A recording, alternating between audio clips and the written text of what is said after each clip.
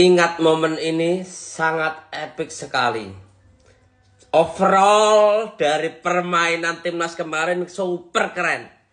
Nggak ada celahnya. Kalau ingin mencoba mengkritisi, mungkin bandit di luar sana yang udah kelasnya atas kan nggak mungkin ya, apalagi di TV.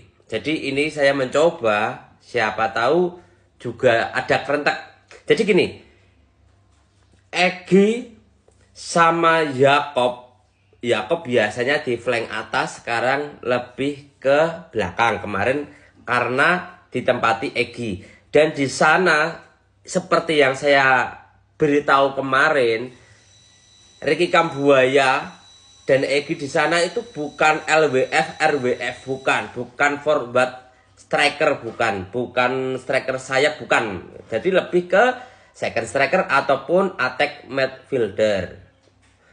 Jadi lebih menjaga ke inverted ya, ke dalam. Karena kekuatan Cina itu bagus di tengah. Nah, makanya Yakob di samping sama Egy, menurutku ini yang paling bisa dikritisi, kurang kompak. Sesekali awal-awal bagus ya, tapi ketika udah mulai berjalan beberapa 30 menitan ke atas itu mulai ada passing yang tidak sesuai. Karena Yakob visinya biasanya main kecepatan terobosan seperti itu, sedangkan Egy itu biasanya passing dari kaki ke kaki. Skill, teknik gitu, bukan terobosan lari, permainan yang berbeda. Tapi masih oke. Namun semisalkan Kevin Dix ada, itu permainnya lebih solid bersama Egy. Bukannya Yakob tidak bagus, tapi emang bukan tipe tidak sevisi lah ini. Tapi semisalkan seringnya dilatih, mungkin seringnya ngobrol, ketahuan. Oh, maumu seperti ini bola-bolanya. Ketika Egy sama Marceng ataupun sama kemarin sama Ole dari kaki ke kaki itu enak banget. Kelebihan Egy itu seperti Messi ataupun Lamine Yamal. Dia itu passing tidak memerlukan effort kaki yang berlebih. Jadi seperti kayak dia itu cuma dribble aja, melihat siapa, passingnya tiba-tiba. Itu kelebihan dari Egy. Kemarin ketika nobar emang katakan Egy stamina udah habis ketika babak kedua lah. Emang dia bukan yang seorang yang terlalu mengejar banget gitu. Staminanya juga sedikit disayangkan di Eman sebenarnya, karena dia itu pemain yang kreatif, lebih taktis seperti Messi, kurang lebihnya seperti itu Eman. Hanya itu saja yang bisa dikritisi, lainnya bagus. Itu bukannya nggak bagus kemarin, tapi yang bisa dikritisi itu Kevin Perdom. Kemarin ada orang lain yang Kevin Perdom nggak kelihatan, ya nggak kelihatan karena Cina itu mainnya di tengah dan dia jarang nyalen overlap karena bahaya juga serangan counter attack Cina. Jadi udah bener di situ. Tapi yang terakhir dia sempat overlap sampai maju, itu luar biasa. Kevin Perdom tetap Kevin Perdom. Konsisten.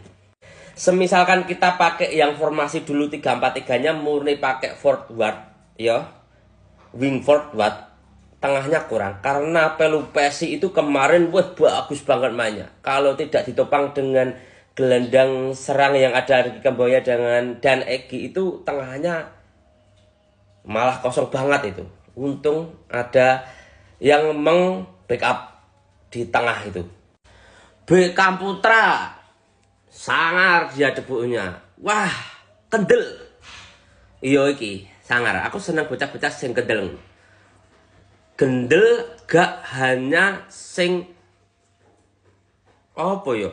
Kurang tenang, kurang iso bermain. Jadi kayak Nyon Sewu Asnawi, dia kewendel, tapi dia tidak bisa melihat teman dan bola. Kalau Beckham masih ada skillnya di situ. Kendanda pantok kalau Asnawi, kalau Beckham itu sangar. Emil debut kemarin oke. Lili Pali yang kurang kelihatan karena emang babak kedua perform kita sedikit menurun gitu.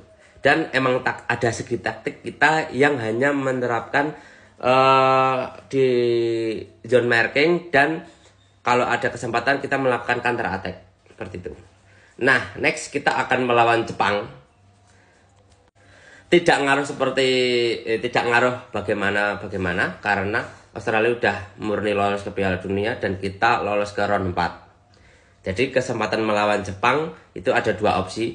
Pengen satu ini melihat seberapa level kita melawan Jepang, meskipun dia Jepang B ataupun Jepang C. Melihat dengan kerangka yang ada, kita levelnya seberapa. Opsi 1. Opsi 2, mencoba memakai pemain yang menurut Patrick dan kawan-kawan yang ada di sana, mencoba pemain contoh Jordi Amat ataupun Nathan Chu. Misalkan pengen mencoba ya bisa gitu, terutama kayak Beckham Putra mungkin jadi starting line up lah. Itu terserah sih, yang penting gambarannya seperti itu karena kita udah aman di round 4 seperti itu. Bravo Timnas Garuda.